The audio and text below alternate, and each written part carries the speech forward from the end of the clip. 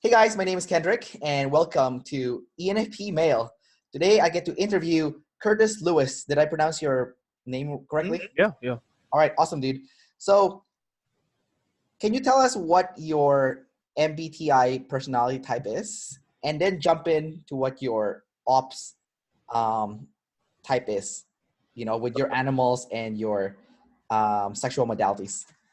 Okay. So starting off with MBTI, I am a ENTP, extroverted, intuitive, thinking perceiver. And for objective personality, I got masculine sensing, feminine, extroverted decider, uh, NETI saviors, and for animals, consume, play, blast, and sleep low. And then you And are the traditional NETI yeah, type? apparently, no jumping. Yeah. No jumping for you. All right. You might want to fix your camera a bit because then your face tends to go like underneath, Oh. underneath the thing. Okay, let's see. Getting a lot of SI tidal waves. Right? It's Should have hilarious. got this done beforehand, right? That would have been more helpful. But all Yeah. right. Well, that's not very EP of you if you did so. Yeah. All right, dude. So when you got your type back from Dave and Shan, what did you think of it? Did you agree with it? Well, the first thing I kind of like laughed because I was like, wait a minute, I'm not an extrovert. So had to like really think about it and say, wait, how did they come up with that? And then the TI, I was like, okay, well, I obviously know nothing about MBTI anymore, so I'm just gonna go ahead and listen to the audio recording, an open head, and just be like, all right, let's see if this all checks out with me versus like what I originally thought I had typed to myself before. So that was pretty fun. I actually liked that surprise a lot. I did not see it coming at all. So Yeah. I don't So know. I already always thought this like TI would just be like, oh yeah, just pure logic, and then I'm like, wait a minute, no, I'm like super emotional. I don't get that. So yeah. yeah, I liked it. So before we jump into that, I just noticed that we're wearing like almost the same shirt. I wonder I wonder if that's like because we're both masculine and feminine, right? So I wonder if that has something to do with it. Here we go with the anecdotes again. All And right. and I think we have the same animals too. So Oh yeah, there we go. I don't know why we're wearing the The same shirt. similarities are already apparent. Yeah. Yeah, Anyway, yeah. just that's kind of random that I just noticed there. But so when you got your animals stack from Dave and Shan, did you kind of like process it in your head just to make sure that it's accurate? Like how did you what do you think about like being consume first and play second? Like did it make sense to you that it was like in that order that you were kind of doing things? Well, I actually gave them a guess. And looking back on it, immediately after getting my result, I realized I was just not thinking about animals correctly. But I said something like NITI, and then I think it was sleep, consume, blast, play, or something like that. I don't know. And so I really really agree with consume. That's pretty much a given. I'm always like working 80 hours a week and still manage to find time to read like 2-3 books. So it's just ridiculous. I just continuously read or listen to audiobooks while working. So and blast third kind of makes sense. Kind of like I can like teach and get started and stuff like that after I know absolutely everything about the subject. That it becomes easy then. But just going right off the fly and just getting started, and I can't do it. It's like I don't know what to do, so I don't know what I would do if I were to actually start. So it's not going to work for me. So yeah, I agree with that. It's just the sleep low kind of like caught me off guard. I guess that didn't make any sense to me, other than having a terrible sleep schedule. That makes sense. Yeah. So I don't know. I So guess yeah. Go ahead. would you say you're pretty good at processing kind of like your internal world then? Uh, it's more so like I have to agree with like say Jordan Peterson in the sense where like some people can't think without talking. I can agree with that if that would mean sleep low because I can like think about things in my head, but when I'm talking to other people, I'll come up with things that I agreed with, but I never knew that I actually had those ideas in my head till I like bounce it off of somebody else. So I guess that all makes sense after I learned about that. So I guess that's another sense of like consume high and then low sleep. I have to like learn it and then it makes sense to me. Something I like that. see. I see. I see. Um, so let's start with your self above tribe. So how does it manifest in your life? Would you say you're a pretty selfish person then? Like, compared to someone that's tribe above self? So I took the 16 personalities test when I used to work in a little beauty supply store in Atlanta, Yeah. and I had like a coworker dude, like this really really awesome pastor dude, and I'm Yeah. taking the test, and there was this one question that said, "You see yourself as superior to others," and I was just standing there pausing, and he's like, "Yes, you do." I'm like, "All right, fine, agree." That just like I don't think it's like vastly superior to others. It's just like, I think about my own perspective first, and then when other people put their perspectives in, I'm like, oh wow, I wasn't even thinking about your situation in this. I was like thinking about how I thought about everything. So it's like people have to like butt in and tell me, hey, I have a perspective here too, and I'm just like, oh yeah, okay, yeah, let's take yours into consideration too. So I guess it falls in line with Dave and Shan's idea when they said it's not necessarily thinking of, is stronger than feeling. It's really thinking first, and then you feel later. I guess it's just second in the process of going about decision making. So I guess that manifests a lot in life. I'll think about how I feel about a situation and just blurt it out without actually asking other people how about what they think about it first, and then somebody will like give me a really really good opinion in response, and I'm like, oh okay, I never thought about that way. And I guess I end up offending a lot of people that way because I'll just toss out my own opinions without like testing the waters a lot. So yeah, I guess that's self above tribe, something like that, in a sense. I don't But know. uh, but you're also a double decider. So Yeah. So how does that it's work then? well, I mean, I suppose with the extroverted feeling, Yeah. I'll have this continuous sense of understanding that you know what I can say will put off people. Okay. I don't want to say something that's just gonna like, I know if I say some certain thing, it'll trigger them or they'll just get upset. So I just don't say it. But then I'll read a book that says, "Hey, look, you should just not care about what people think of you and just say it anyway." And then I'll say it, and then they get really upset. I'm like, "Oh yeah, I saw that coming." So like, oh well, whatever. At least I knew it was coming. It's whatever. I just accept it and then say, "Well, you're right. Yeah, I knew you were gonna say that. Yeah, okay." I guess that could be the feminine extrovert decider going in and it's just like, oh yeah, you got really upset. Okay, I'm sorry. All right.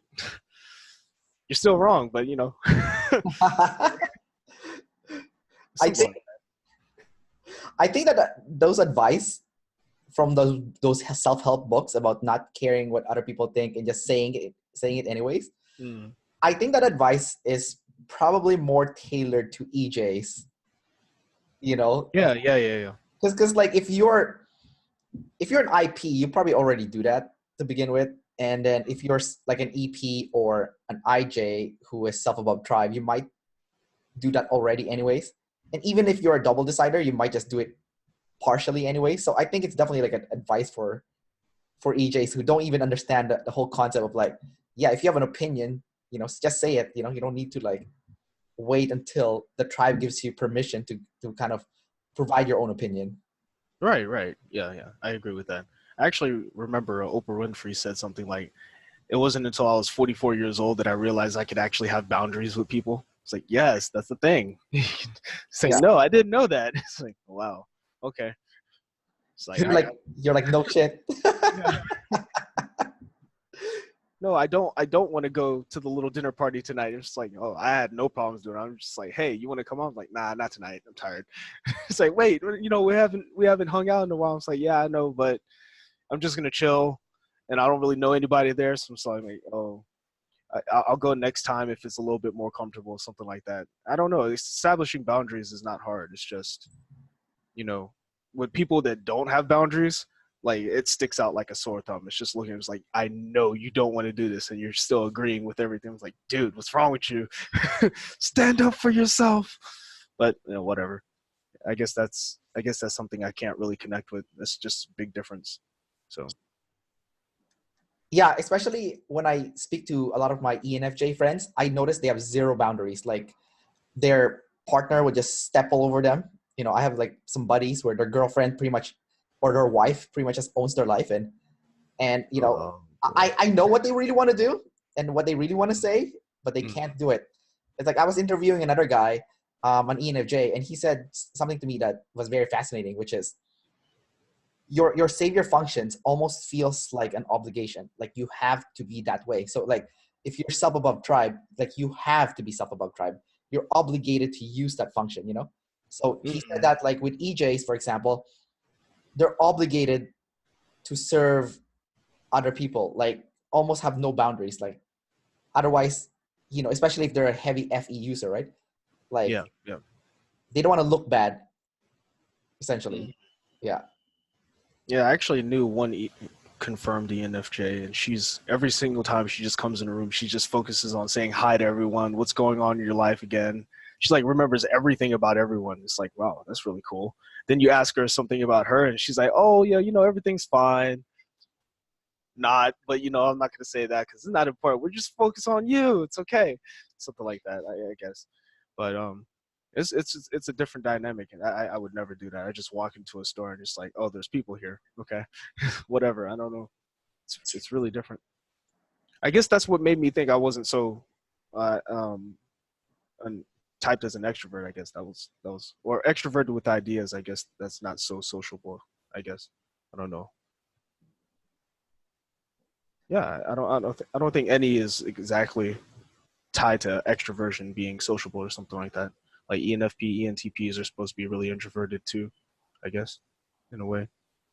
Well, I mean, the consume makes us more introverted, right? Because like for me, it's any FI, for you, it's any TI, right? So, you're pretty much content staying at home and gathering information, right? Like Mm. it's Yeah, fun. Like you don't get bored from it.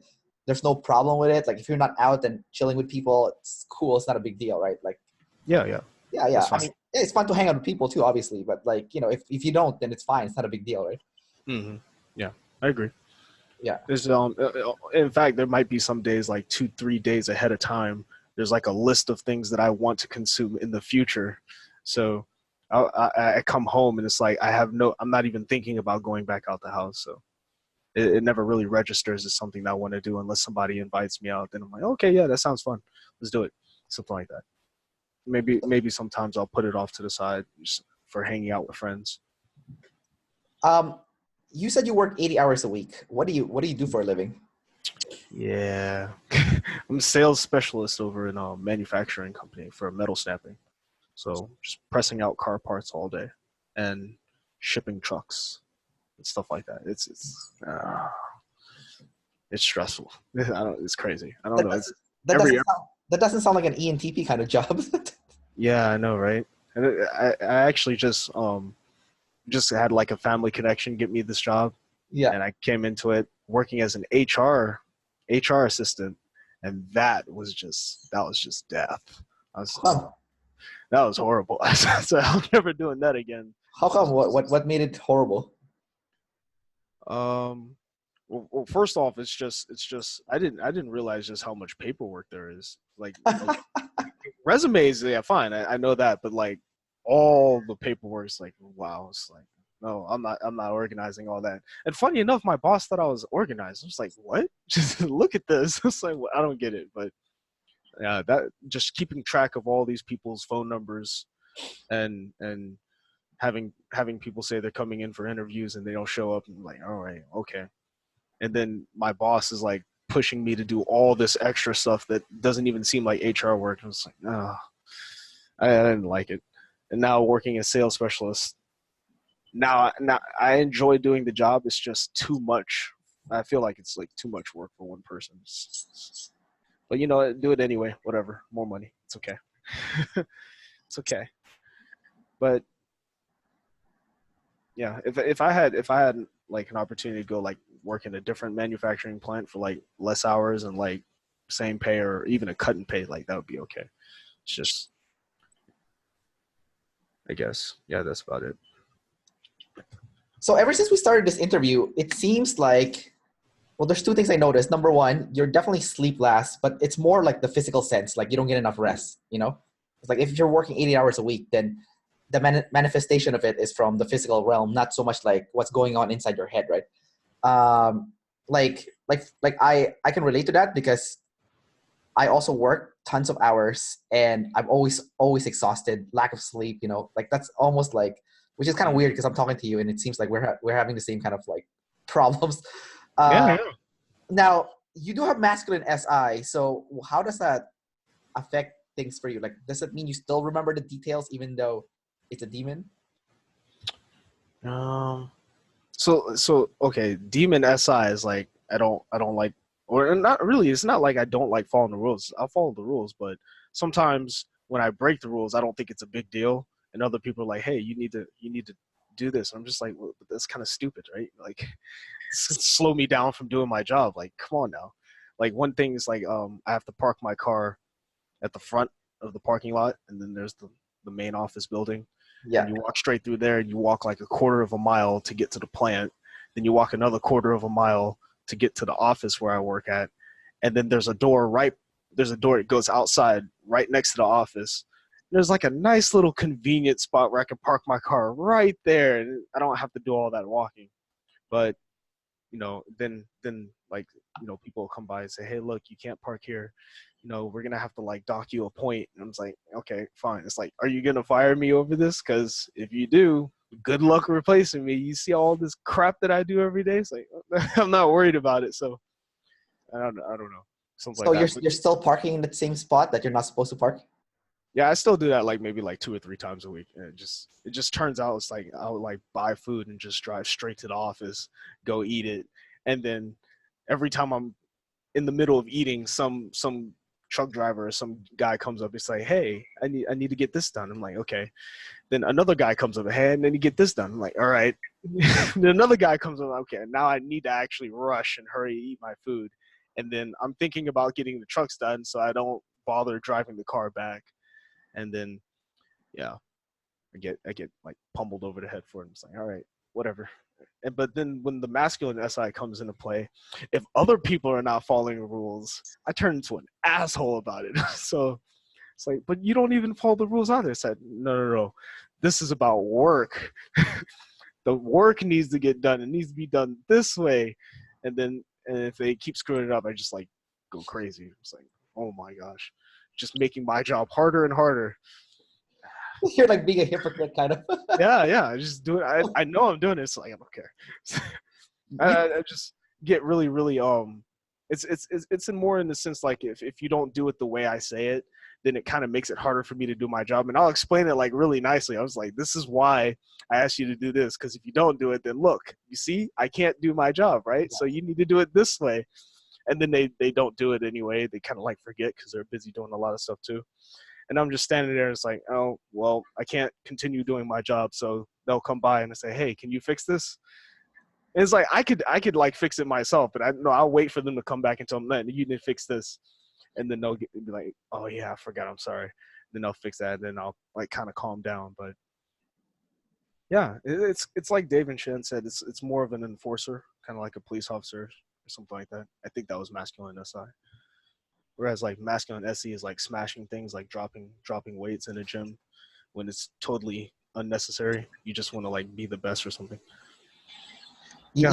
you know what's weird is that the story that you told me right now about parking in the spot that you're not supposed to be parking. Mm-hmm. I do that all the time, man. Every week. I Yeah. also go to work and I'm not supposed to park right beside the main building. I have to go further away. Yeah. What I do is like, you know what? Screw that shit. Yeah. I'm just gonna park my car where they don't see me, and then like I sneak in the building. They don't know it's me, right? Wow. And so yeah, I do exactly what you do, and it's kind of weird. Wow. So uh, I'll park my car. Everyone knows my car because I'm like the only person breaking the rules. So he's like, dude, why are you parking there again? It's like, I don't know. It's convenient. Yeah, well, I'm more sneaky than you. I've only gotten caught once. So, all right, dude. So let's talk about tidal waves with your SI. So have you ever had a huge tidal wave as a result of not using your SI? Because like you mentioned that it's kind of like it's a masculine SI, so it's more of an enforcer, right? But in the more general terms, it's also responsible for self-discipline and self-control and So for in terms of like self-discipline, it's self-discipline is not difficult for me. It's more so it's just I have to like motivate myself to want to do it, even though I know that it'll help me, accomplish something, more easily. It's yeah.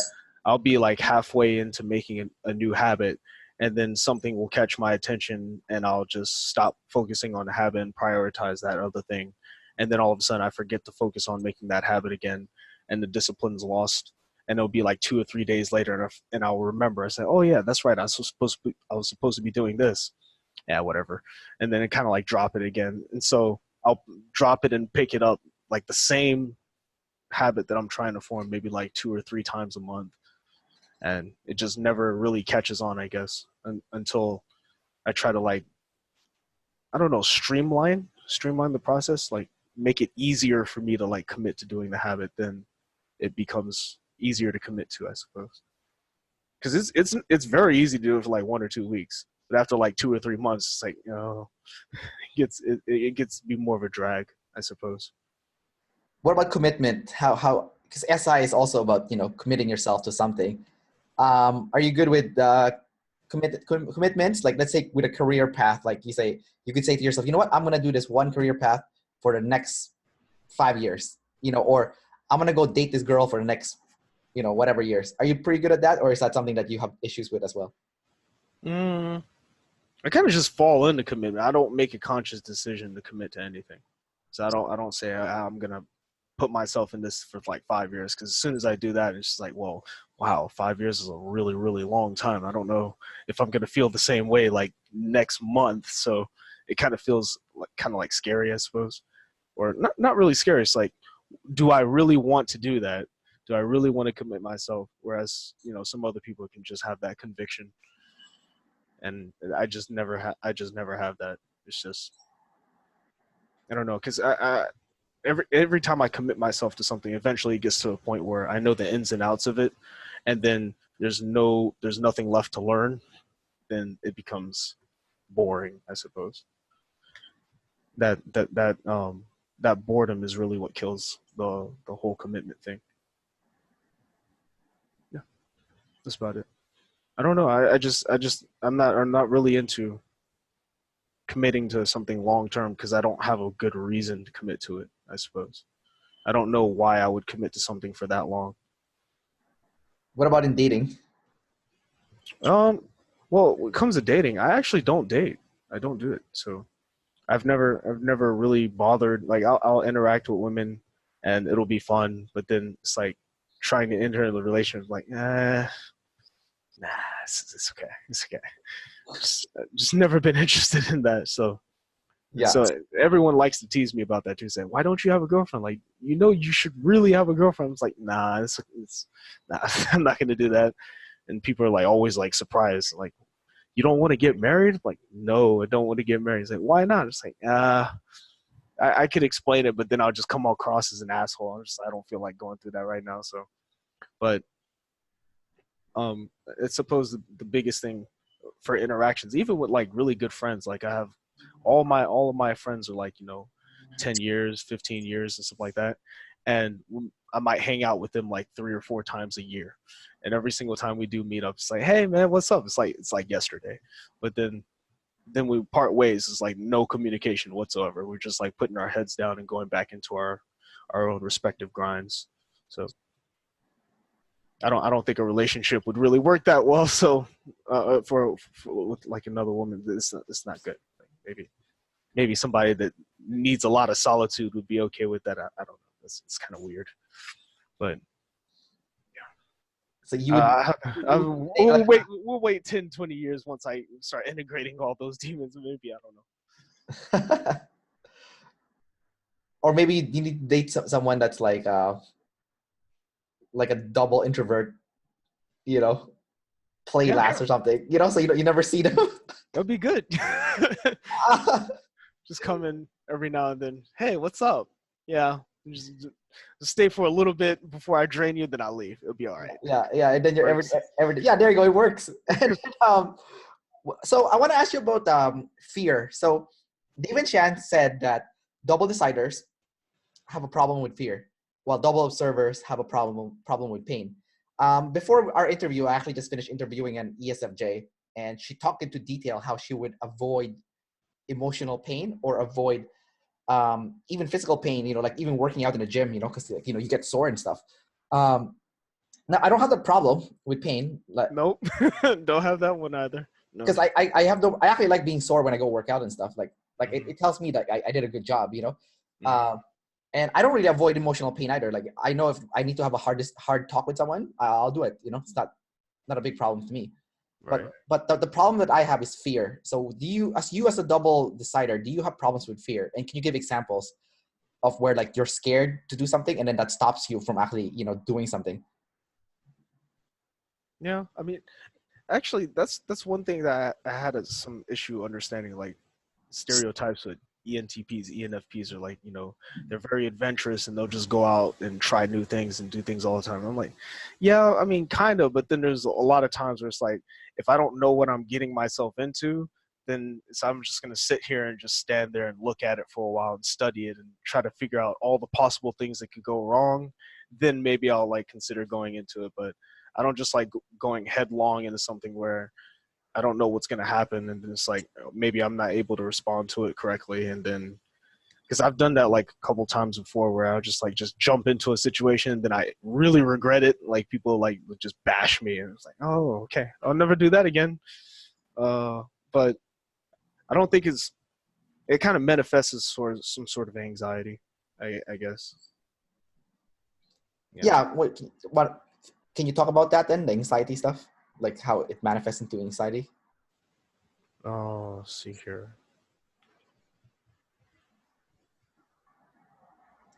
I can give you some examples too if you want. Yeah, sure. I'll go at examples. Why not? Let's consume a little bit or play. I don't know. But as for one, I do a lot of studying something before I ever try it out, and I guess that's some sort of anxiety. That's why I thought I was an Enneagram 5 for a long time.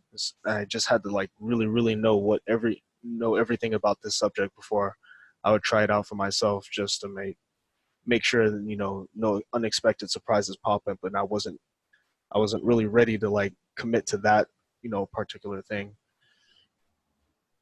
I don't know, something like that. I don't usually it's much easier for me to get started with something when I have somebody else kind of like going along with me into it.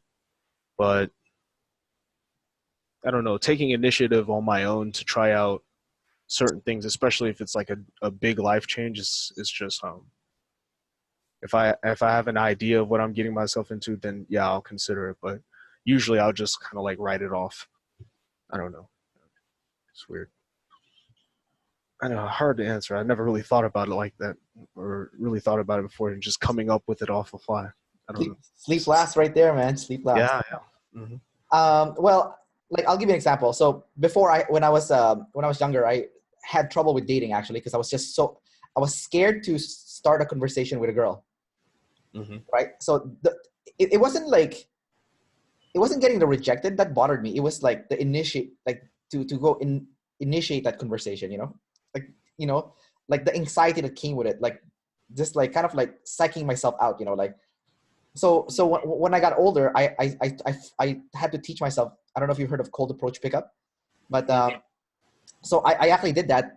And then the girlfriend I'm dating right now, we've been together for 6 years.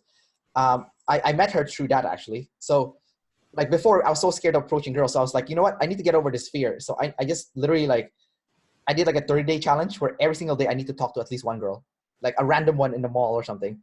And man, I would be like freaking scared the whole time. Like before the approaching, I'm like, oh my God, I'm so scared. I'm like freaking out, right? Mm-hmm. But then if I actually go talk to the girl and she rejects me, I don't feel anything. Like I don't Actually like feel better. It's like, oh yeah, okay, great, we got it done. yeah, exactly. That's how I felt. Like so it was always weird. Like why am I more scared of like the thought of approaching like a girl to Approach talk to them anxiety. Yeah. versus getting rejected. Like getting rejected was actually like, I don't care, right? Right. Yeah. Yeah. So it's always been fascinating with me. Like, so I completely agreed with Dave and Shannon when they said that double deciders does have issues with fear, and it's like it goes with like a lot of parts of my life. Like I am your stereotype adventurous ENFP. Like, you know, I've been to 78 countries around the world, and I've been to dangerous countries like Venezuela, for example, and there's like an ongoing civil war, and I'm like traveling in there, right? Mhm. And like fear is always like a present companion for me. Like when I was in Venezuela, I'm always looking over my shoulder to thinking that someone has a gun, they're gonna shoot me, or like, you know, like if I'm crossing a border to another country, I'm always thinking, okay, you know what, the immigration staff here are corrupt. They're probably gonna try to extort a bribe from me. You know, like, oh, there's like so much fear. Like, but when it actually happens, I actually respond pretty well to it. Like when the actual event happens, like I was in Madagascar, and the customs officer in the airport and the security staff in the airport were actually all corrupt, and they were actually all trying to extort a bribe from me. And I was so surprised how well I dealt with those people, you know. Yeah. But Yeah. thinking about it in my head freaks me out. So in the moment, I'm good, but like before it happens, I'm freaking out. So that there's always that constant fear as my companion, you know. So that's why I was asking you if that ever happened to you, and you said you're not really sure. Maybe because maybe it does happen, you just haven't processed it yet. But I guess I haven't. Maybe I'm not remembering any sort of fear that way. I guess I just don't think about it in that exact way. yeah, But it made me what you said made me think about like Littlefinger from Game of Thrones saying like you should visualize the worst possible thing that can happen so that when it actually does happen, you know what to do. But I suppose I'll imagine some really bad things that happen, and then something I actually do it, and then none of those bad things come true. And I'm like, okay, well, I wasted all my time getting worried about this. So I guess that kind of created some sort of momentum. I just don't fixate on that kind of anxiety that much anymore. But when I was a little kid, yeah, that was pretty common. I just wouldn't do anything because I was I was more convinced of my worst possible envisioning of that event happening than I was of just even thinking about like to my past previous experiences. They didn't turn out that bad, but it still didn't convince me that they all wouldn't be that bad in the future. So kind of like I guess suppressing anxiety can be something like that. That happened a lot through middle school and high school. suppressing your emotions essentially is what you're saying. Yeah, yeah. Just kind of like just to to keep calm, you had to do some sort of numbing out sometimes, I guess. You know what's very interesting is my youngest sister is an ENFP also. She's a type 9, and from my experience, a lot of type 9s tend to engage in a lot of um, numbing activities or numbing behaviors. So, you know, there's a lot of negative emotion. The reason why they're so peaceful or harmonious with other people is because they just kind of numb their own self, like their needs essentially. Like they'll either, you know, engage in smoking, like chain smoking, or, you know, eating a lot of food, or, you know, watching a lot of entertainment. You know, there's just things that they can engage on to kind of avoid that like negative emotion from bubbling up, you know, because if it bubbles up and it comes out, then it comes out in a form of conflict. And, you know, a lot of type 9s, they avoid that conflict, right? So now my sister's an ENFP type 9, and it's only been recent that she's been kind of like dabbling into conflict, but not fully though. Like kind of like, you know, there's like, imagine there's like a pool of water and it's freezing cold. So she's kind of just like dipping her toes in it, not so much like jumping in and getting completely, you know, completely shocked by the cold water. So, Mm-hmm. and it's because my sister has feminine FI, you know, so, you know, her inner core is quite sensitive as a result, you know, so she's trying to protect it by going through doing numbing activities. So you do have masculine TI though. So, you know, how does negative or events that is conflict heavy, how does that affect you? Does it bother you when, let's say, you get in a confrontation with somebody, or or you need to have a difficult conversation with someone? Like how do you react to that? In a confrontation, I don't mind confrontation. That's fine. I'll probably I don't know because lately I've been reading a couple months ago I read Never Split the Difference by Chris Voss, and finishing up Just Listen right now, and some the, the positive no, a whole bunch of negotiating tactics and stuff like that, where instead of like trying to get more and more confrontational, you just like don't tone it down and then try to like get the other person to calm down too. So I'm not, I don't know. It's confrontation is not a problem for me, but now I'm trying to like approach confrontations with the other person in mind a little bit more, and that's proving difficult. That can be difficult because I usually when I enter into a confrontation, it's because I already know, or I already have an idea of why whatever this confrontation is about, I'm going to win in a logical sense. But then when the emotions come in, it's just like get angry and angry and angrier. And then the other person's no longer listening either. So it doesn't go anywhere anyways. Nobody's going to be logical when they're upset. So to be logical, you have to like keep the emotions down. So working on confrontations right now. So, but I don't have an issue with that. I don't mind getting into a confrontation. Like a lot of coworkers like got a little like surprised by me because I'm usually not that kind of guy. I'm usually pretty laid back. But when somebody like expresses some sort of disagreement, I'm like I kind of like move toward the danger. So it's like someone's upset. I'm like, oh, you're upset? What are you upset about? Like you want to go like Yeah. so. But yeah, it's something like that. I don't have an issue with that. That's why, or at least now, I wouldn't consider like Enneagram 9 as being a core issue for me or a core part of the tri-type or something. I think my tri-type wasn't 9, or at least the recent typing that I did wasn't an Enneagram 9. Yeah, if we're going with the Enneagram, I've never actually met an Enneagram type 4 that's an ENTP. Like ENTPs from what I've like the ones I've met have always been either a 5 or a 7. Like just from the ones I've met. Mm-hmm. You know, I mean I've met a 5 wing 4 and they act very 4-ish, but I've never actually met like a type 4 ENTP. Pure 4, yeah. Yeah, yeah. Yeah, kind of an oxymoron there, I guess. ENTPs are usually pretty confrontational, pretty upbeat or something like that. I don't know. Well, the sevens might be. Yeah, yeah. Yeah. But it's strange, but because when I first took the Enneagram, and I was at that time I was still convinced I was INFP. I got 459, and then I took it again and I got 549. And I took it again and I got 954. It kept switching between those three, triple withdrawn. Yeah. Weird, but yeah, of those three, I'd say like 5 makes the most sense now. And in the past year working at this company, I'd say I have more 7 tendencies. But I guess that also ties into the play animal savior. Would it? Seven play? Just going back and forth with other people, I guess. Yeah. Or continuously wanting something new and trying to avoid pain. Yeah. Yeah. That's definitely I'm a 7, so I can relate to that. But more so when I was younger, I don't avoid pain anymore because I like when I read about the Enneagram before, and it said on the description that 7s avoid pain. They pretend that there's nothing wrong in order to kind of keep things light. And then when I learned about that, I was like, holy shit, I do that all the time. I need to like cut that out. So I started jumping into work towards conflict, you know, specifically emotional pain. And I think when I did that, that's when I felt more human, you know. I was like, holy shit, I felt more human, you know.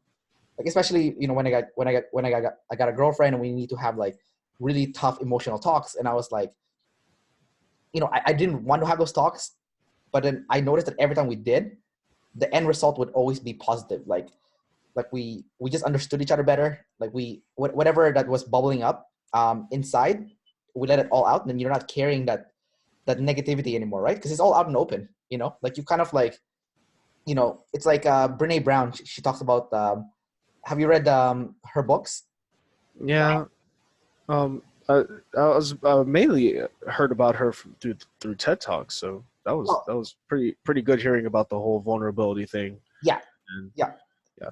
So in her TED talk, she even, I think she mentioned this, but she mentioned that like there are gremlins in this world, and if you shine the light at the gremlin can't survive, right? So basically, what she's trying to say is like the gremlin essentially like that problem, the root cause of the problem, or like the elephant in the room, you could say. And Hmm. if you directly confront that gremlin by shining a light on it, then that gremlin cannot survive. So like in terms of relationships, or even with your own personal problems, let's say you're having a problem with somebody, you might kind of like walk around in circles of what the problem is, but there's always like a root cause of the problem, right? And you need to tackle the root cause of the problem. And people don't want to deal with the root cause of the problem because it's just too painful to do it. Many people, you're going to be upset, the person you're talking to is going to be upset, but usually after you go through that initial phase of like massive amount of pain, from tackling that root cause of the problem, the end result is, from my experience, has always been positive. Yeah. Yeah. You address the negative emotion that you're feeling, and it immediately kind of calms you down and disconnects you from that, or not disconnects you from that emotion, but you can identify that you are separate from that emotion that you're having, and you don't have to continue identifying yourself with that emotion once you've called it out and said, "Hey, I'm feeling angry right now, or I'm feeling sad," instead of saying, "I am sadness," like Well, typical four. whatever you said right now sounds like a very type 5 thing to say, because type 5 is all about detaching emotion from self, right? Mm. But like I have a different attitude towards it. Like my attitude towards it is, yes, those emotion is part of you and you need to accept it, and it's okay to accept it. And the more you accept it, the more you get used to using it, and then it's no longer a negative thing. It's like you put in the reps to use it, and it's no longer a weakness, right? Yeah, Yeah. yeah. Yeah, but I do see like type 5s that I meet, they do detach that emotion from self. So I don't get how that works. Maybe you can explain to that to me, how that works for you. But I don't really know how that like detaching the emotion from self works. Because I never do that. I identify with the emotion. You know. Mm, I guess the only need to detach from the emotion is to the initial desire is to be able to figure out what's going on, and emotions is like wading through mud. It just doesn't. It's really hard to see the problem clearly, but then you can like go into scientist mode and say, hey, let's break this down and try to like rationalize all the reasons that would cause this emotion to come up, and then it kind of makes more sense, I suppose. So I guess a five would want to detach from emotions to understand emotions almost as like a natural tendency. Like a scientist. Yeah, it's like, oh wow, I'm really scared. What happened? Like, oh, I felt like a chill go down my spine. Let's figure out like how that all works, instead of just saying, oh shit, I'm scared. You just can't do that. That's not the natural tendency. So I think that's directly related to your TI and your FE, because FE is like the emotion from the outside world, right? From the tribe, essentially, right? So you're seeing all this emotion happening from the tribe, and they're kind of like feeding you those emotions as well. So right when they enter your body, you can use your TI to kind of like separate them and kind of like look at it piece by piece, and like identify what's the cause of those emotion, what made it happen to begin with, and you're kind of just processing how it happened, but with your TI as opposed to my FI. yeah, that's exactly how it works. Yeah. Well, in fact, I actually I wonder if ENTPs, like the stereotypes of MBTI, ENTPs will troll people just to see how they respond. It's like poking somebody, just see eventually when they start yelling at you, say, "Oh, okay, so that's your limit. Okay, can I push it more?" It's like just trying to figure out like people's mental processes, and yeah, I guess that's part of the trolling nature. But also, it gets to a point where you kind of have some sort of mapping out of a person's values, and that's one thing I really love to do, is just like hear people get really passionate about the things they believe in. I'm saying, oh, okay, now I'm going to break this down and figure out how you work. And then once I've kind of like mapped it out, it's just like, okay, don't do this, don't do that, say this, you know around this particular person, and it's like really easy to get along with anybody doing that process. It's just really it's become natural habit.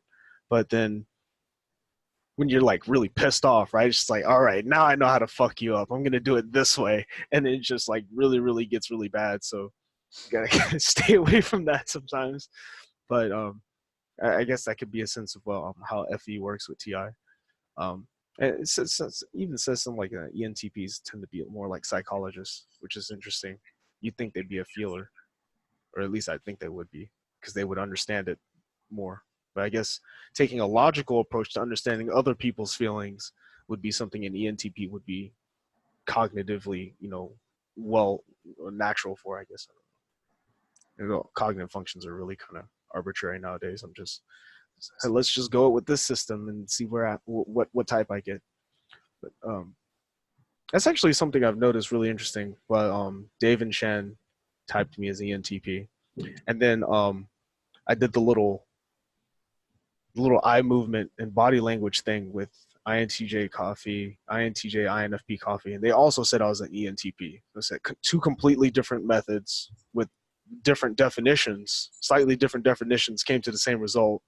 I say, oh, that's all I need. I'm an ENTP, but something like that. But I'd like to see like how you can take multiple different systems and come out with the same result, even though the methods and the definitions are slightly different. Once we can get to that point, then this might actually have a little bit of credibility. But the way Dave and Shan are going about it, it's just like keep working on it, like they said, like another 10 years building up the system, and then see how it works with other people's little systems as they pop up.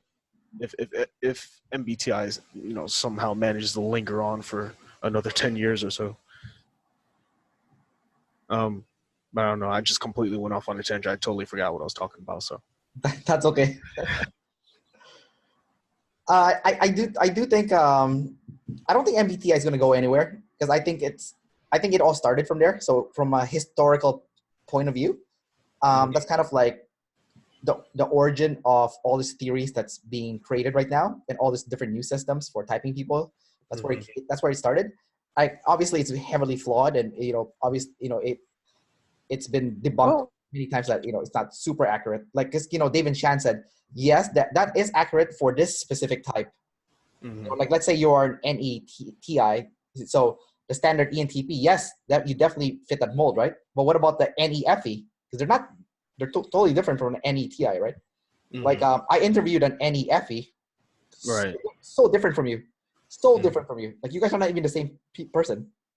Like, everything about you guys is completely different. Like, your vibe, your communication style, like he was definitely more like, you guys had the same animals and you guys are completely different. It's so weird. Yeah. Like, you come across more introverted than the other guy, just because he was a jumper. So right, double extroverted. yeah, but he was I was yeah. Um. So I want to ask you about being a single observer. So do you have trouble with getting locked down? Like, is freedom your obsession? Do you obsess with freedom? And besides obsessing with freedom, what are you trying to do for yourself to have more freedom in your life? Because freedom is the obsession of NE, right? Yeah. So there was this thread in the INFP version, the INFP section in Personality Cafe, when I was still apparently mistyped as an INFP, and there was one thread that said something about like, what's your dream job? I was like, yeah, I'll just be a travel writer, write books and just travel the world. Yeah. And just write whatever, travel the world, get inspiration for new ideas, and then write a book that will help other people, and then keep moving. Just always keep moving. Don't even have a home. Just like that would be great. But I suppose the freedom manifests as this there's all these there's all these there's all these possible futures versions of myself, and it becomes like this huge paralysis or something. It's because I know if I'm investing here, then all these others are slowly dying off.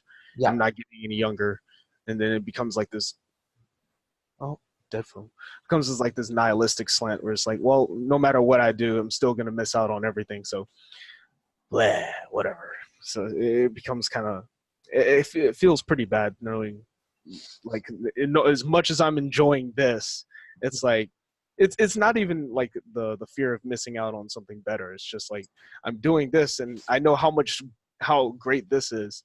So that's how much more I'm missing out on all these other things that I've been thinking about. Right. And I know I don't even have time to structure around to getting to them. So yeah, bummer. Bummer. This is sense of freedom. Yeah. So well, I mean, a lot of the freedom revolves around being, like the traveling thing. That's, digital nomads, right? I don't know if you know about those people, but like those are people who work from their laptops and they travel from one country to the next, and they don't have like a set home. Yeah, that They're sounds mobile. like what I would like to do. Yeah. Yeah. Okay. Well, you're definitely an EP because for that very reason. But what about narrowing down? Have you ever thought, like, I always bring it back to this. I watched an interview with Joe Rogan, and Joe Rogan said, so David Shan typed him as an ENTJ, who is a jumper. Yeah. So he's basically he's an EJEP. I don't know how accurate they are with the typing of that. I've always thought he was kind of an ENTP, like a double masculine ENTP, but that's just my guess. Okay. And one of the reasons why I guessed that is because I was watching his interview and he went on a huge tangent on how important having options is for him. Like he said, if he only did stand-up comedy, or if he only did the whole podcasting thing, or if he only did the UFC commentating thing, he would feel like it's death. No matter how much he loved that one thing, it would be death if it was the only thing that he can do. But the fact that he has 3 things that he loves doing makes him feel good. Like he feels good, right? Yeah. And so like when he said that sounded like a very like, EP kind of statement, right? Because like when he said that, I 100% resonated with it. I was like, yes, that's exactly how like I want to live my life. I want to have like multiple things that I enjoy doing, and I want to focus on those things that I enjoy, which I'm doing right now. My day job is fitness. Like I don't love it 100%, but it's a job that I don't hate. I don't love it, but I don't hate it. Like I think I like the more science side of it, like the utility. Like obviously we all want to live longer, right? So the more you work out, the more you treat yourself healthy, the better you'll be. But I also enjoy the other things I'm working on. Also, is I have a travel blog and I do write articles. Like I'm not making much money from it right now, but that's work in progress for me. But I love it. It's like a 10 out of 10 in my happiness scale, right? And then the other thing I'm working on right now is kind of like this YouTube channel, the ENFP male one, which I'm rebranding recently because I realized the people watching my videos are not ENFPs. So I'm like, okay, like I'm gonna change it to just advice from an ENFP male. But I love it. It's my thing. So it's kind of like back to what Joe Rogan said. He's doing 3 things that he loves, and for me, I'm kind of working on like having a few things that I love, and I'm gonna go focus on those few things. And if I get bored in one area, I can like flip to the next one, work on that. If I get bored in that, I'll flip to the next one. But I'll always at some point maintain the other ones. Like I'm gonna have a minimum that I'm gonna put effort in them just to keep them afloat. So have you ever thought of doing that for your own life? Like kind of like, have specific few interests that you enjoy, and then you kind of dig deep, like NI style, dig deep, blast, blast about building blocks, right? So you have to rob from your consume to go blast and like, and build, stop getting more information or reduce the amount of information you're getting so that you can take the time to build on known information and have something meaningful built for yourself, which essentially, kind of like Jocko Willink, when he talks about discipline equals freedom, you'll have your freedom by just having the discipline to build on a few things, which could, yeah. Have you ever thought of that? Yeah, I mean, yeah, I understand Jocko Willink's idea about like discipline leads to freedom, because discipline is actually what allows you to gain freedom, because you have to you only have so much time every day, and as you whatever amount of time that you invest throughout the day gets like permanently invested, like that it just compounds on itself. And so if you're disciplined to continuously set aside this amount of time every single day, it's almost like you're taking a step in this direction 30 minutes every day, and then you can take 1 hour in like 10 different steps. I mean, 10 different directions every single day, and it just builds on itself over time. And all of a sudden, you've invested into 10 different areas of your life, and that's the freedom that you gain. You've touched on 10 things instead of only touching on one thing or something like that. So I understand that sentiment. That makes a lot of sense. Structuring time is tough though for me, because really this job is probably the problem, because there's a irregular schedule in terms of how late I have to work. So anything that I schedule at night can like just get completely derailed. Like even today, if I had stayed, like, I could have like been held back for another hour, 2 hours. Then this never would have happened. Like that happens very regularly. So fix the job obligations first, and then we can work on the discipline and schedule and stuff like that. That would be a much more viable option for me, maybe in the future. Depends. I don't know how long I'm going to stay here though. What about your ideal, like I'm gonna use NF talk here. What about your ideal like career? Like what would your ideal career be? Yeah, the travel writer sounds really good. Just writing books is, I like writing a lot. Writing and lifting weights, doing like physical things like sports. I haven't played table tennis in like 3-4 years. It's killing me. I need to play table tennis one of these days. And when it comes to certain teaching, certain disciplines, I really like teaching certain things. Like I spent like 6 years coaching League of Legends, and that was the best. That was fun. I really enjoyed teaching people and watching them grow over time based off of what I've been able to learn and give back to other people. That's also tied to why I want to write books or something like that. So why aren't you coaching League of Legends anymore? Like, or they have League of Legends 2 now, right? Or like why aren't you doing that? 'Cause clearly you like it, so why aren't you doing more of that? Well, League got stressful. League is just stressful. It's just, I don't know, like raging in games and stuff like that. And I spent a lot of time coaching, but then eventually it came to this. The website kind of like changed their rules, and then like the students that they pick a coach through the website, and then they schedule a session, things like that. And it got to the point where I just didn't get any more students anymore. They were like going on to some other coaches that were more popular. And so it kind of like became this point where like I was spending more time playing the game and studying the game than I was teaching. And that kind of became like a waste of time for me. So I just dropped it completely. Something like that. So it's strange though. I could still coach League pretty well. It's been a while since I played it too. It's just sticking to basic fundamentals. Just things don't change.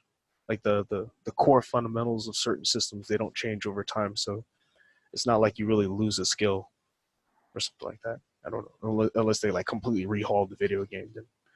So if I wanted to, I could like go back and try to like touch base with some of my old friends and like get back into it somehow. I don't know. What about writing? So you said that you enjoy writing. So have you ever thought of starting a blog, or have you already started a blog? No blog. It's just writing stories. It would be more interesting. So fictional writing. Yeah. More in like the fantasy sense, kind of like if you're familiar with Dungeons and Dragons, that kind of setting. So a lot of magic, a lot of like Lord of the Rings kind of stuff. Yeah, I see. You can make up your own rules. So yeah, there you go. It's fun that way. So. But like I was just thinking, like if you make a blog and you tell your stories in the blog, like this is chapter 1, and then you write it in chapter 1, right? Like after you've written, let's say, I don't know, 20 chapters or 20 blog posts, you have a book already, and you can just take those from your blog and put them in a book format.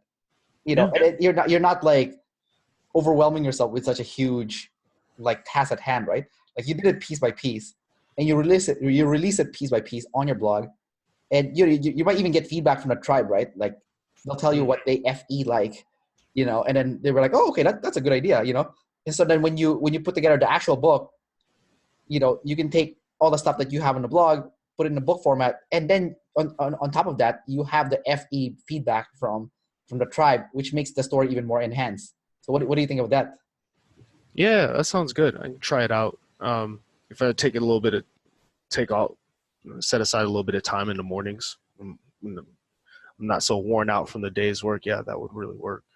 It's not that difficult to wake up early, so probably that's probably not a good thing waking up early because I already go to bed late enough. But Yeah. um, just but yeah, just wake up in the morning, write a few paragraphs, and then just keep doing that every single morning. Turn it into a routine.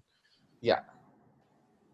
Yeah, I might try it out. Sounds good. I mean, there's many techniques about it. Like I was talking to an INTJ before who wrote a book, and he said that the reason why people have such issues with publishing a book is because they're being a perfectionist, right? They'll write a paragraph and then they'll like go in crazy editing that paragraph when he's like, no, no, no, you don't do that shit.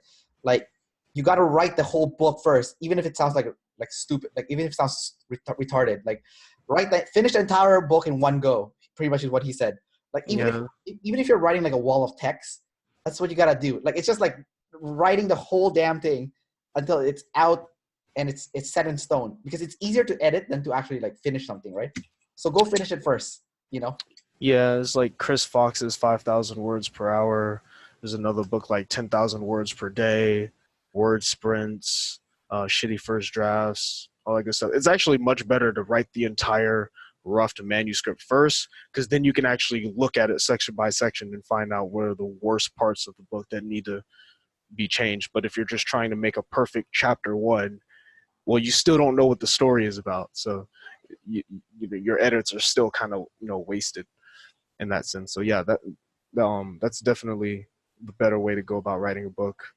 Well, because also when you're writing, it's also like if you write today and then you write tomorrow, you have completely different thought process, like today and yesterday. And when you read the stuff that you wrote, it doesn't make any sense actually, because you're like, what the heck? Like this first paragraph was written today, this next paragraph was written, the following day, or whatever, or yesterday, and then like it doesn't make sense. Like nothing about it makes sense because it's different thought process, right? Like Yeah, you come back to the book, you say, what was I thinking when I wrote this? yeah, Something like that. And then it kind of jars what you're going to write next. Stephen Pressfield's Resistance is a good book. With where like, you just got to like fight and just continuously write and don't worry about editing it, because the desire to edit your work and make it better is really just resistance trying to make you more negative about what you've written. You yeah. should turn off the inner critic and just like whatever comes in your head, put it on the screen, and then that's where the real creativity kind of kicks in, and then you just follow every single idea until you have like 50,000 words or something. And then Well, I do that already when I blog. Like when I blog, like yesterday I wrote a 2,800 word article. I didn't publish it yet, but I said to myself, you know what? I need to get it all down here, because if I don't get it all down here, I'm gonna lose my train of thought the next day, and it's gonna be finished. I need to get it all down. And then usually, sometimes when I write an article, the next day I look at it. Sometimes I'm like thinking to myself, I'm like, oh my god, what is this shit that I put here? right, yeah. But then sometimes I read it, I'm like, holy shit, this is really good. It's like you never know what you're gonna get, right? So I think you need to almost separate the days when you put out a content versus the day that you edit those content, whether that be a blog post or, even a video. Yeah, because actually in the 5,000 words per hour with Chris Fox, he actually recommends writing the whole book first and then like putting it on the shelf for like 2 weeks, then come back and edit it. Yeah. And just completely separate the processes. That way you don't have to slow yourself down doing either set, because when you're editing, you're just cutting, looking at problems, things like that. You're not worried about creating new content. So Right. It's a completely different mindset. You don't have like two mindsets wrestling with each other that causes you to slow down. So I noticed that since we started talking, you're pretty good at blasting, actually. So your blast is third. Same thing that Shannon and Dave said. Yeah. It's strange. I don't know. Maybe I just didn't present myself correctly in the video and they mistyped or something. Yeah, dude. Like, since talking to you, you're definitely more blasty than play. Like that's what I'm seeing right now. I don't know how that would work for you, because consume and blast are the opposite side of the coin, right? So Right. You can't have both of them as a it seems savior. like they just put play there out of convenience, like just to separate them, because you can't be consume blast, right? Because Yeah, yeah. that would make sense for you, because like, since talking to you, it sounds like you're using a lot of consume and blast. So I'm like, what the hell? I Like, mean, if it turned out to be like I had consumed demon, that would just be like a culture shock for me. It's like, wait, that's not possible. But then saying I'm good at blast, it's like I don't know, it's weird. But in terms of getting started, I'm pretty sure that's something I'm not good at, unless my boss oh, tells me to do something. He's like, hey, you can do this, and I'll just sit there for like 20 seconds. And he's like, dude, are you gonna go do it? I'm like, oh yeah, sure. You just run off and get it done real quick. But I think I get it now. Like, it made perfect sense to me the way you just explained it. So, Jordan Peterson, if you hear him talk, he is so good at blasting. If not, he is like the king of ENTP blast, you know? mm, And I think it has something to do with that TI, that masculine TI. So from my understanding, just talking to people that has masculine TI, I haven't seen you use it at all in our interview, but I have seen a lot of masculine TI users, when they catch someone saying something that doesn't make logical sense, they'll like jump in and be like, hey, that doesn't sound right? There was like yeah, there was a logical inconsistency. yeah, I do that a lot. I actually really, really kind of like derail conversations with that, with people like that, because I'll say, well, you said this and that's wrong. And you say, no, I meant this. Well, now you're completely contradicting what you just said. Yeah. And I'll like say the exact logical fallacy. And they're like, what the fuck are you talking about, dude? It's like, no, no, no, no, no. So you're going to get this logically correct. And then I'm going to tell you why you're wrong. It's like, oh man, they just hate it. Yeah. I won't let them go for it. I'm just like, no, we are stopping the conversation right here, and we're gonna clarify this. And it's Now, whatever, man. So I'm just trying to tell this story. So it's like, well, I think the reason why you're good at blasting is because of that. Like, you use it on yourself too, not just on other people. So when you're constructing kind of like a thought that you're gonna say to someone, you're making sure that it's logically sound. There's no contradictions in what you're saying, mm-hmm. and that whatever you're saying is logically accurate. And that's why when you blast, it sounds very clear. It makes perfect logical sense because of your TI, essentially. So when you're blasting to the tribe, blasting your known information. It's logically sound. um, Now, where you're having trouble with is getting started, like you said, right? Mm-hmm. And I think the reason why for that is because you don't have TE. I'll explain right now. So I notice when I blast, my blast is not as good as an ENTP would blast, even though we are the same, um, in the sense that we're both EPs. It's the fact that I have FI, so I kind of get drowned into the emotion that's I'm feeling inside, and I have trouble with blasting as a result of not having that thought process in my head where I can make a logically accurate or sound statement. Unless I'm talking about FI, like unless I'm talking about human behavior or feelings, then I can blast pretty easily when it comes to that. So I actually noticed that. So sometimes when I make videos now, I talk about FI because I notice a correlation between NI, FI, SI, and TI. So like with SI, for example, like people with SI like to do just like the same kind of exercise all the time. Like if you're doing squats and deadlifts, like you're kind of focusing on squats and deadlifts. You're not going to deviate from those. You're going to stick with those exercises for the next 3 to 6 months without fail. While someone with SE might deviate because they're getting bored of doing the same movement, right? But then you're thinking to yourself, well, if you change the exercise, how are you going to build those muscles, right? Like you need to do the same exercise for the next few months to build that muscle, right? Yeah. Right. So that makes sense from an SI perspective. And then you look at NI, people with, so I was able to relate more with the NI users when NI would say, I don't want any more new information because I want to build on what I already know, right? So when they're trying to build in new information, or if you try to give them a new information, then they'll be like, no, I don't want your new information. I want the known so I can build on it, right? Like that's why they don't read a lot of like IJs don't like to read a lot of books, right? They usually have consumed either as a demon or it's last, right? Yeah. You know, and so I was looking at it from also like a FI and TI perspective, and I noticed that people with TI, when they're discussing their logic, with actors, with the, like I said, it's really hard for me to describe TI because I don't have it, but I just noticed that you guys with TI can easily communicate that TI easily. Like it's smooth. People with NI, like Dave, when Dave communicates his ideas, it comes out really smoothly, you know? So I noticed for me, when I communicate my FI, it comes out very smoothly. But if I'm talking about another topic, then I'm all jumbled up, and I really, have trouble putting together a coherent sentence. So it's just an observation that I made. Now, going back to blast, because that's what we were talking about before I went off tangent a little bit there. I think for you, your blast is good in the sense that you can put a logically sound and coherently clear argument or statement, but you don't have TE. So getting started and executing is your problem area, because I have TE and I'm very good at using TE, and I can get started. I won't necessarily do a good job. It might be a little bit crude, but I would have gotten started. So, but when it comes to forming sentences together, it's definitely harder than getting started. So do you see kind of like the difference between an ENFP now and an ENTP, where your blast is stronger in kind of like the talking side of things, while my blast is stronger in the more action execution side of things? Yeah, that makes sense.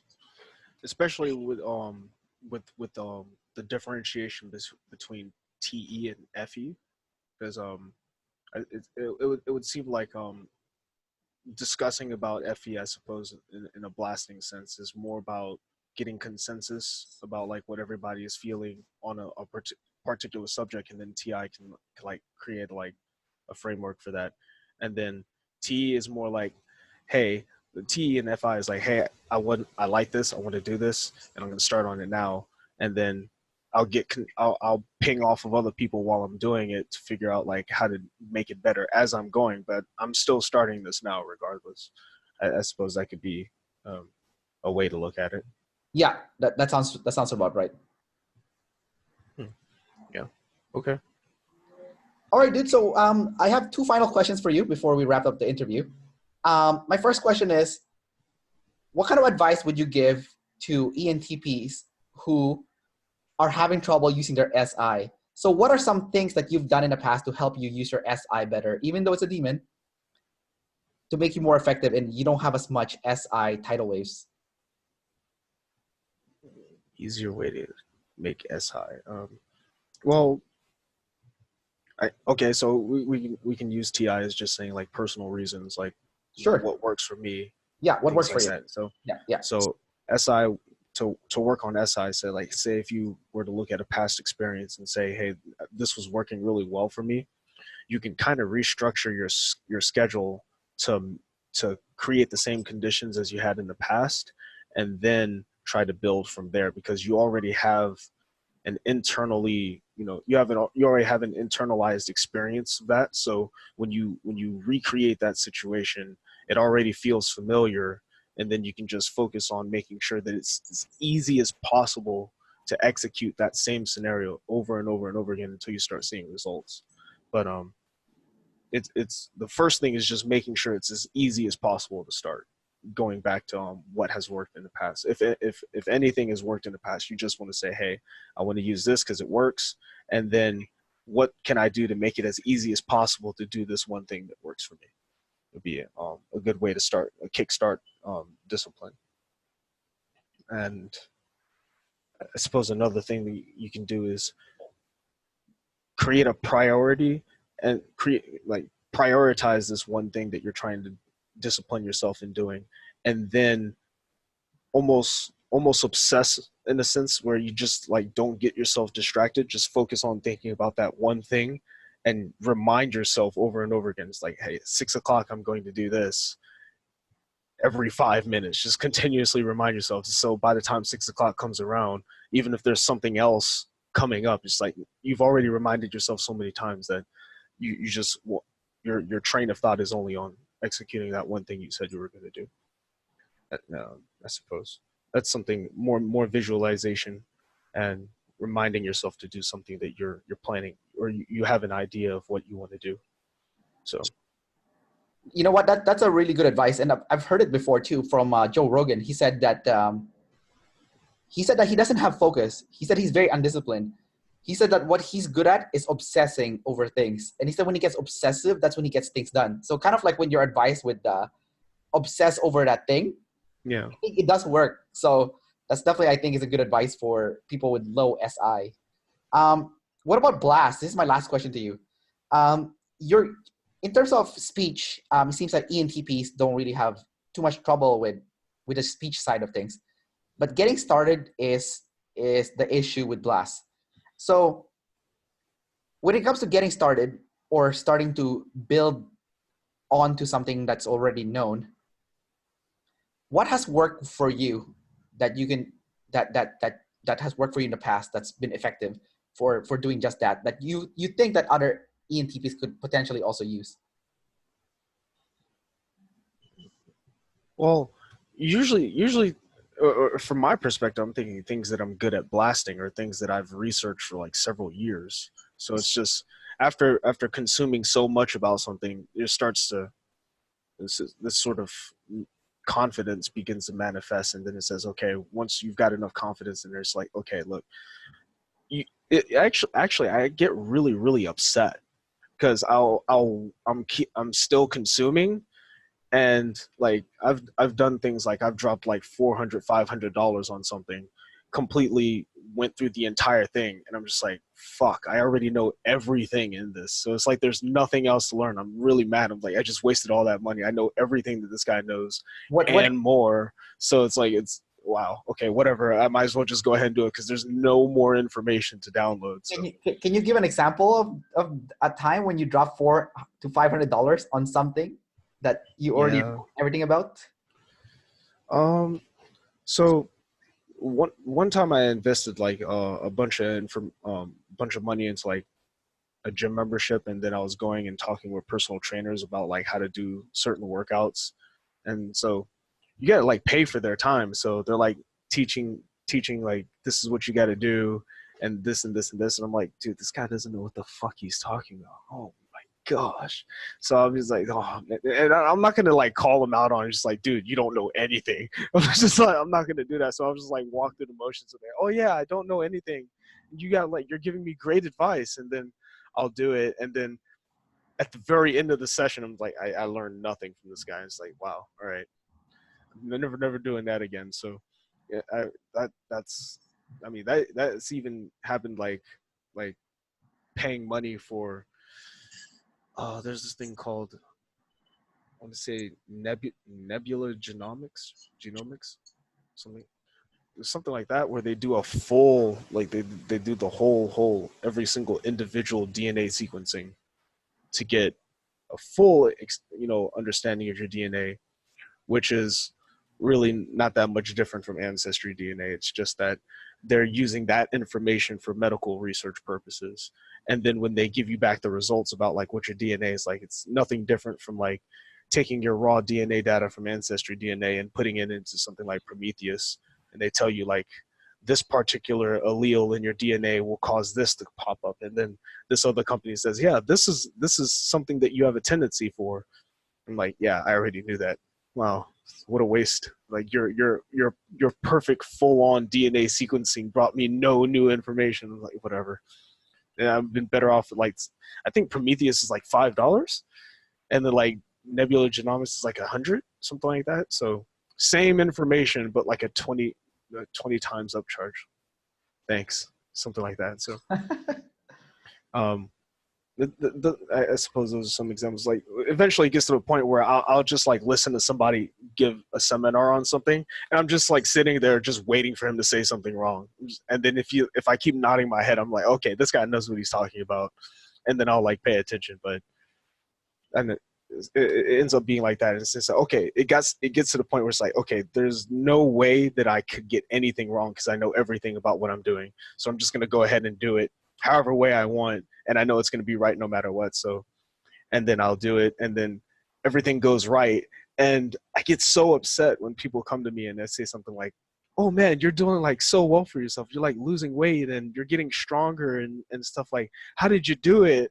And I'm just like, it seems so obvious to me because I already know everything about it. Yeah. And then they're like, how do you lose weight? And I'm like, okay, let's start with the basics. Count all of your calories. They're like, how do you do that? I'm like, easy. Meal prep all of your food. And then like, well, how do you meal prep? I'm like, oh boy, just go to YouTube. I just don't want to go through and explain everything. But You don't want to blast.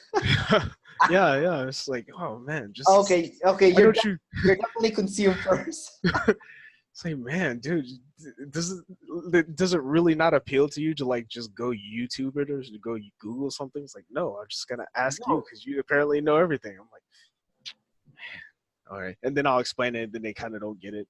Like, this is why you go to YouTube because it explains it to you really, really easily with like nice pictures and stuff. So, but I guess that's one way to go about it. You say you just get tired of like consuming. You say, all right, it's time to blast, and then you're blasting, and everything's working exactly the way you knew it was going to work out, and you're just like disappointed. It's like, damn, I could have did this 10 years ago. It would have been the same thing. Yeah. Whatever, something like that. Yeah, that is disappointing. If you know you could have started sooner and would have gotten much better results, even if you had the imperfect information back then. Yeah, like a recurring internal message I have with myself is like, wow, if I had started last year, just think about where I'd be right now. And then it's like you just get really upset. Whatever. It's just that's just how it is for me, I guess. Yeah, I get you, man. That pisses me off too, because there's obviously so many things we could have done so much sooner. Like for me, like if I had started a YouTube channel like 4 years ago, because I consume so much stuff about typology. Like I know quite a bit of stuff, but then I don't know why I never started a channel to begin with. Like now I'm talking to people, and I noticed that using play instead of consume, I'm learning so much just from live conversations with individuals, right? Like TI, for example, like talking to ENTPs like you, or INTP users with masculine TI. I'm learning how you guys are using that. I'm talking to ENFJs or ESFJs with lead FE, and they're kind of telling me what it's like to have that lead FE, and I'm like, oh wow, that's so interesting to look at it. Like one of the, like I just interviewed two ENFJ, or one ENFJ and one ESFJ, like in the past 2 weeks, and they both said because they are lead FE, they don't feel like a person, like they don't feel like they're a human, and I was like, what's that like Yeah. like I'm really curious. Like, what do you mean you don't feel like a human? They're like, I don't know. I can't explain to you. And I'm like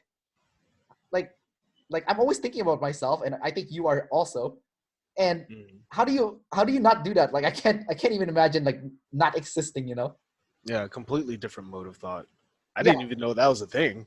Yeah, it is a thing, man. Like with FE, with like lead FE users, they don't think they're a person, and I'm like, that's so weird. Like, how does it work? Like, Yeah, like, and you'll never get that like just reading things off a book, right? Like you need to talk to people from that, like to kind of like right. like if you want more consume, I think you need to talk to people, because they have like life experience, and then they can use the life experience to kind of like reinforce the idea that you have, right? Because like I realize now that some of the ideas I have needed reinforcement only from hearing stories from people and how they use their function. So like I'm talking to you right now, and I'm like, oh shit, like that's how heavy you use your TI, like, oh, I see. Like people, like if you're an ENTP with consume, play, blast, sleep versus an ENFP with consume, play, blast, sleep, it's gonna look completely different, even though you're the same animal stack, like kind of like we just talked about. You're better at forming words together, and I'm better at getting started. Like it's just like small difference than like that. Yeah. Yeah. Anyhow, dude, great interviewing today. Yeah, man, I really enjoyed it. Yeah, good to put a face on, someone that you talk to in the forums. um, I will hit the stop button now, so we'll just say goodbye to everyone, All right, take it easy. and then I'll just pause.